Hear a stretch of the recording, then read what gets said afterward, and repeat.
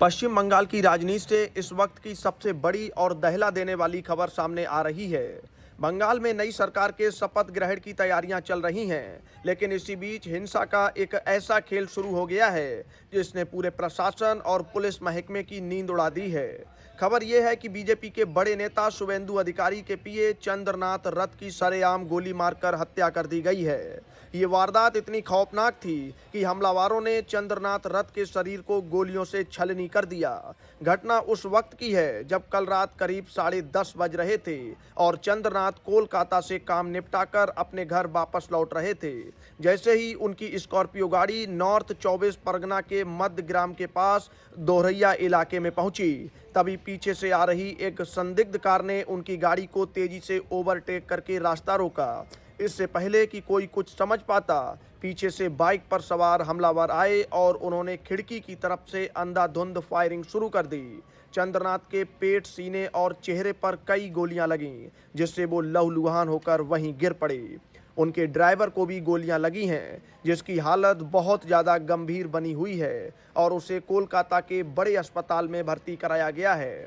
इस हत्याकांड के बाद बंगाल की सियासत में भूचाल आ गया है।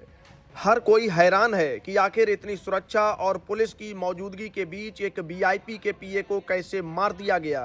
अब इस मामले में ताज़ा अपडेट ये है कि पुलिस ने इस पूरी साजिश का पर्दाफाश करने के लिए एक बहुत बड़ी एसआईटी यानी विशेष जांच दल का गठन कर दिया है। और ख़ास बात यह है कि इस एसआईटी की कमान कोई छोटा अधिकारी नहीं, बल्कि आईजी लेवल के एक बड़े पुलिस अफसर संभालेंगे।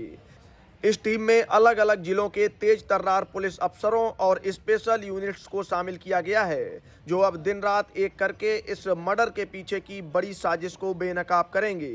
पुलिस सूत्रों के मुताबिक ये कोई साधारण लूटपाट का मामला नहीं लग रहा है, बल्कि इसके पीछे कोई बहुत बड़ी प्लानिंग हो सकती है। अभी तक की जांच में पुलिस ने 3 लोकल हिस्ट्री शीटरों को हिरासत में लिया है, जिनसे गुप्त जगह पर पूछताछ की जा रही है। ये वो लोग हैं जिनका पुराना आपराधिक रिकॉर्ड रहा है और शक है कि इन्होंने ही हमलावरों को रास्ता दिखाने या रेकी करने में मदद की थी। हालांकि असली शूटर अभी भी पुलिस की गिरफ्त से बाहर हैं, जिनकी तलाश में जगह जगह छापेमारी की जा रही है। पूरे इलाके में तनाव का माहौल है और भारी पुलिस बल तैनात कर दिया गया है। पुलिस सीसीटीवी फुटेज खंगाल रही है और ये जानने की कोशिश कर रही है कि हमलावरों की गाड़ी किस तरफ से आई थी और वारदात के बाद वो किधर फरार हुए। एसआईटी की टीम हर उस पहलू की जांच करेगी कि क्या ये कोई सियासी रंजिश थी या फिर इसके पीछे कोई और वजह छिपी है। शुभेंदु अधिकारी के करीबी होने की वजह से इस मामले ने अब राष्ट्रीय स्तर पर भी तूल पकड़ लिया है। अब देखना ये होगा कि आईजी लेवल के अधिकारी की अगुवाई वाली ये एसआईटी टीम कितनी जल्दी उन मुख्य हमलावरों तक पहुंच पाती है, जिन्होंने बंगाल की कानून व्यवस्था को इस तरह चुनौती दी है।